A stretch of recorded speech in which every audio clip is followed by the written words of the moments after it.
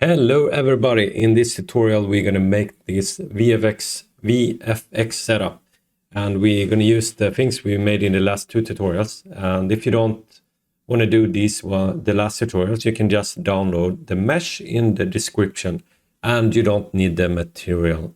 So,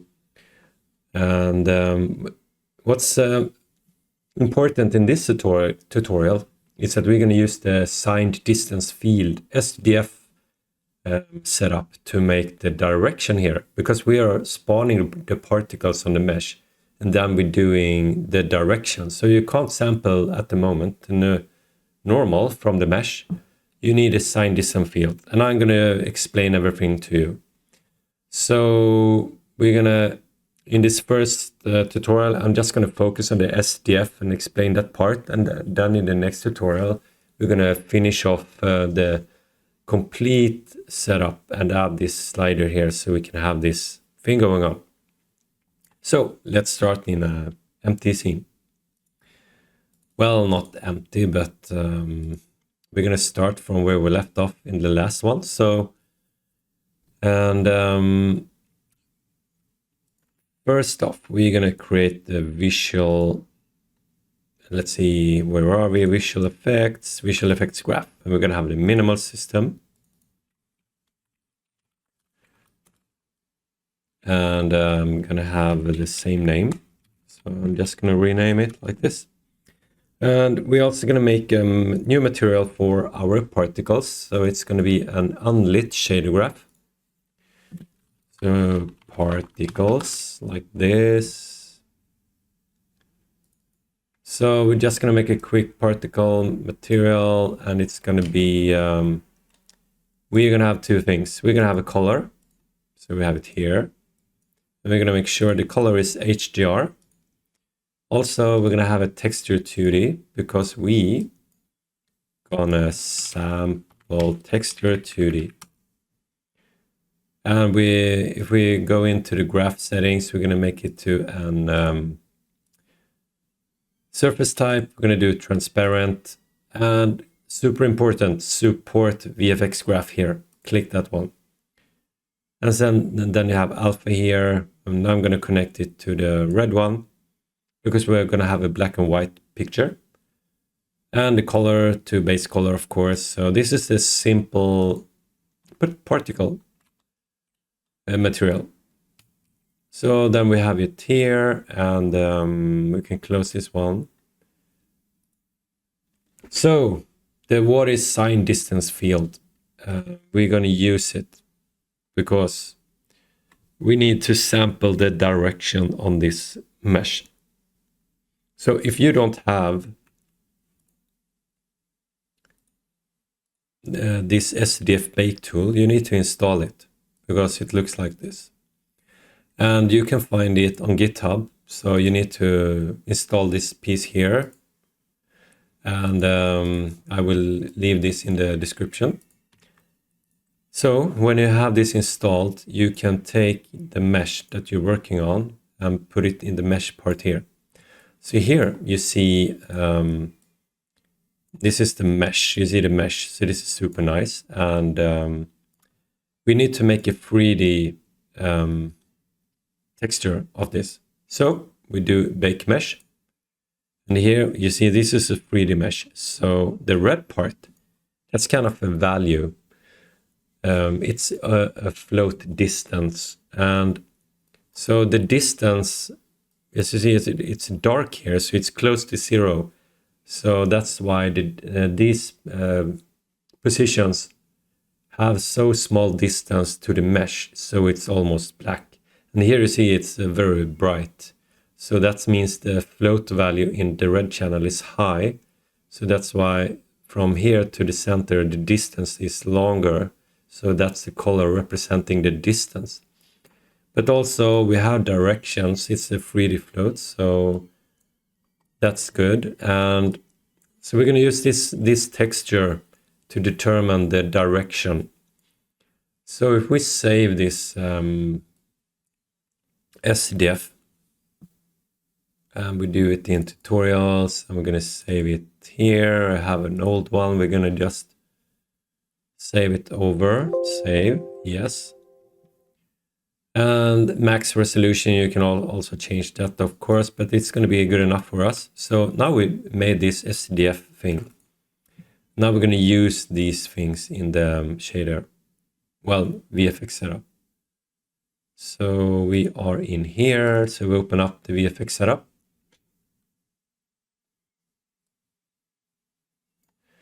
And in the game, well, in the scene, we're going to add this VFX to the ring.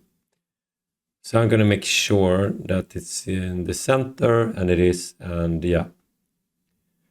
So here, what's going on? Well, we need to set up this, we need a constant spawn rate. So we're going to leave it to 100. Sorry. Here we're going to have the how many particles will the system be able to handle at the same time. So 1 million at the same time. And you see this box here. I'm going to make that one bigger. That's 5 by 5 by 5. So I'm sure the particle setup is rendering all the time. And now we need to set the position of these. And now the particles are in the center here, you see. And I'm just going to change to our shader that we made. So I'm just opening up the particle shader, and this is the one you want to place here. And so we don't see it, but that's because we're looking from the behind here. So we also, I'm just going to make sure that we do orient camera position. So now the particle is spawning to the camera's position. It's supposed to do. I don't know why we can't see it.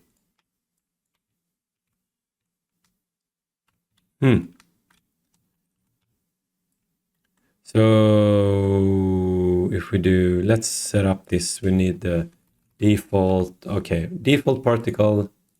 I'm going to use that one here. Then I'm going to do the color to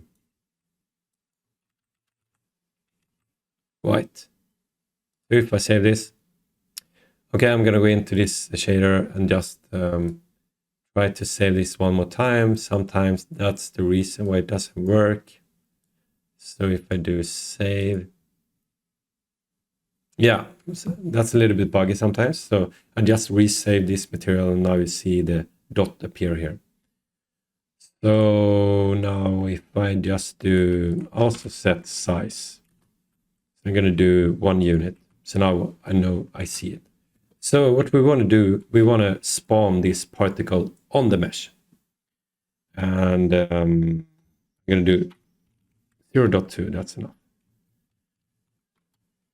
And actually I'm going to have it red, then we see it better. So this all the dots are spawning in the center. So now we're going to do this sample mesh. So this node here asking for a mesh to sample, and we have the mesh here. So we're going to sample it. And also super important, in your asset, you click it and then you tick the read write. So this needs to be on. Then you press apply here. So when you have that one, you can set position. And then you just tick this one in. Now you see the particles. I will do a bigger size.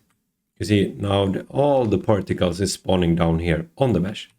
So we kind of succeeded. And if we do this sample mesh and start to change where to sample it, you see it kind of moves around.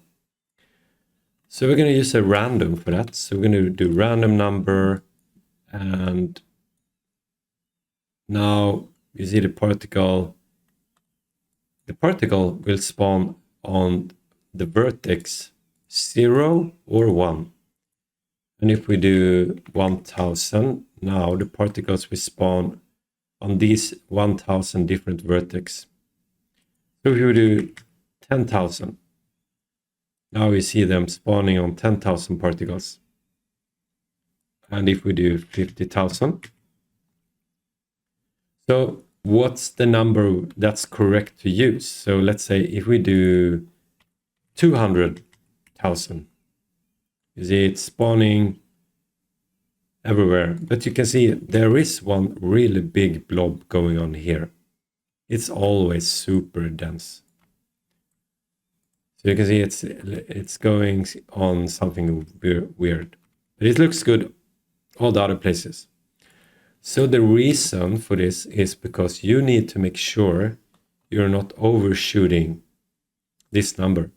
So you need to know how many vertex you have in your model, because otherwise it will clamp. So let's say the vertex model only have 100,000, then you will have 100,000 particles on the last vertex because it clamp it.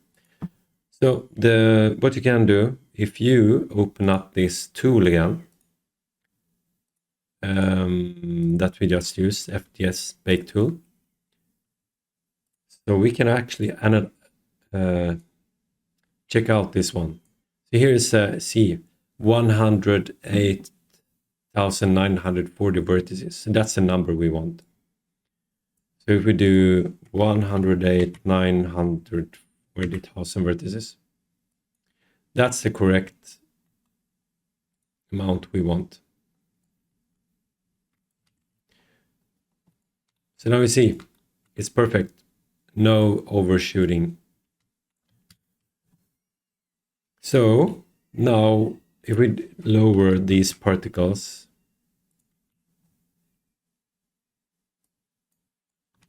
you see we have them here, and now we want to have a direction. So here in the sample mesh, it would be nice to have a normal direction here, but there isn't, and I don't know why.